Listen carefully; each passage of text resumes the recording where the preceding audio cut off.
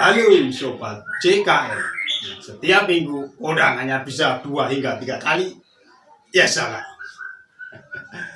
Mas Bro, video kali ini Mas Bro yang saya bahas ulet kandang Mas Bro.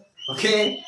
Jadi biar Mas Bro nggak baku hantam dengan penjual burung karena settingannya pakai ulet kandang.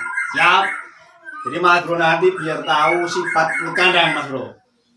Jadi biar kedepannya itu Mas Bro kalau beli burung, ya kan, terus settingannya dia pakai ulet kandang, nanti nggak baku hantam sama penjualnya. Oke?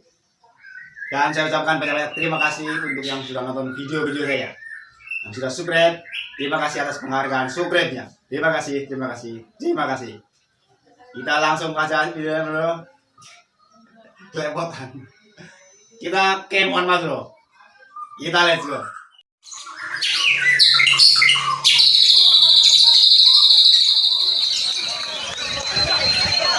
Coki kita Mas Bro. Bro, kondangan nggak Bro?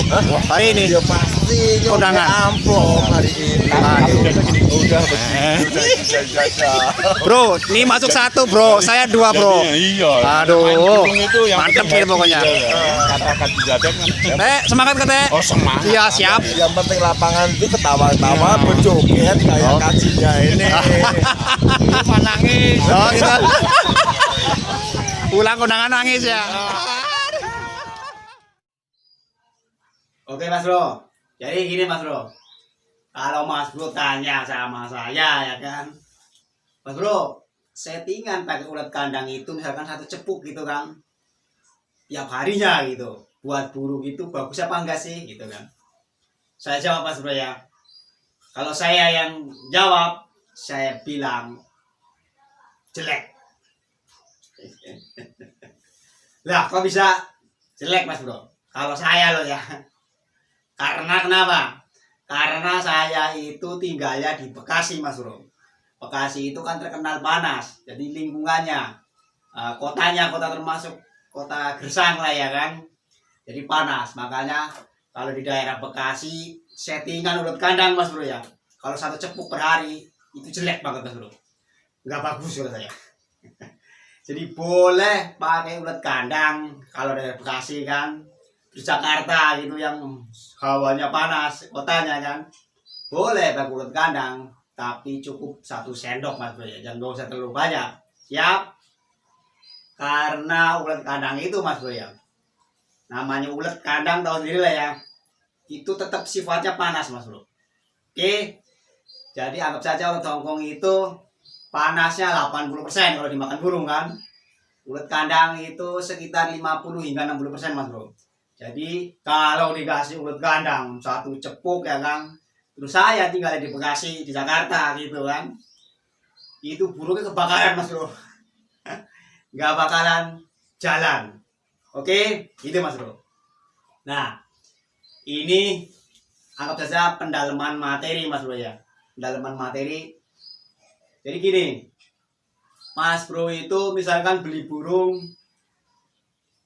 anggap saja Mas Bro itu orang Bekasi atau orang Jakarta lah ya kan, terus beli burung di Jawa Timur, karena ulet kandang itu kan biasanya kalau orang Jawa Timur kan pakai ulet kandang sehari 1 cepuk kan dia. Jawa Timur beli terus kirim ke Jakarta. Oke, terus tanyain settingannya ulet kandang sehari 1 cepuk begini gitu kan. Nah ternyata Mas Bro ya, setelah dibawa ke Jakarta terus dipraktekin ulet kandangnya, settingannya pakai ulet kandang ya kan 1 cepuk gitu, ternyata nggak jalan. Itu udah pasti Mas Bro. Sebab kenapa? Jakarta ya kan sama Jawa Timur sono, mungkin yang di sono itu Jawa Timurnya yang daerahnya itu apa namanya perbukitan, daerah sekitar gunung-gunung gitu kan, jadi hawanya adem Mas Bro, hawanya dingin. Makanya kalau settingan pakai ulet kandang ya pasti cocok Mas Bro. Cocok karena hawanya dingin, untuk menghangatkan badannya pakai ulet kandang. Oke, itu Mas Bro. Nah, kita yang orang Bekasi, orang Jakarta ya kan, disetting pakai ulet kandang 1 cepuk, kebakaran Mas Bro. nggak bakal jalan. Nah itu yang sering membuat baku hantam antara penjual dan pembeli, ya kan? Yang beli, gimana sih lo? Gua udah beli begini-begini, kenapa ternyata di sini macet ya kan? Nggak bunyi begitu-begitu kan? Padahal penjual ya sebenarnya ya udah ngasih settingannya mas bro, cuman hawanya itu nggak cocok mas bro. Oke, kayak daerah Bekasi, daerah Jakarta kan, terus daerah Pantura itu kan daerah panas bro. Pantura pokoknya Pantura lah ya, itu daerah panas. Itu ulet kandang boleh dipakai tapi enggak satu cepuk lah ya, satu sendok udah cukup mas bro. Oke, tapi untuk daerah yang daerahnya perbukitan, gunung-gunung kan, hawanya dingin tuh, boleh itu mas bro. Walaupun satu cepuk gak apa-apa, nggak masalah. Misalkan kayak Bandung, Bogor ya kan, terus Jawa Timur yang sono yang daerahnya dingin kayak Dieng ya kan, Dieng Jawa Tengah, Jawa Tengah, Jawa Timur itu hawanya dingin, silakan takut ada, nggak apa-apa. Tapi kalau daerah Bekasi, daerah Pantura itu sangat tidak cocok, kecuali hanya sedikit aja mas bro ya, nggak apa-apa. Oke, seperti itu mas bro. Jadi kesalahan sebenarnya bukan dari penjualnya dan pembelinya, kesalahan ada di dua-duanya mas bro. Yang jual nggak paham ya kan, yang belinya juga nggak paham, akhirnya baku hantam. Oke, gitu mas bro. Jadi sekarang mas bro sudah tahu ya kan. Jadi kalau mau beli di daerah, misalkan daerahnya orang tersebut hawanya dingin, terus mas bro dengan hawanya kotanya gitu kan, hawanya panas, itu harus dirubah settingannya mas bro ya. Jangan diikutin plek, jangan, nggak bakal jalan mas bro. Begitu pun sebaliknya, kalau mas bro ini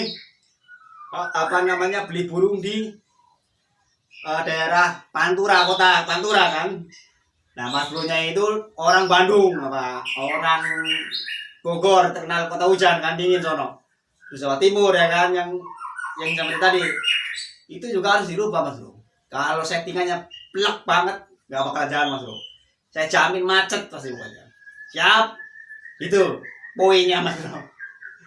Jadi mulai sekarang jangan baku hantam lagi, oke? Nggak boleh baku hantam lagi karena kesalahan kita sendiri. Kita nggak tahu ya kan, nggak paham, akhirnya main baku hantam dengan penjual atau pembeli.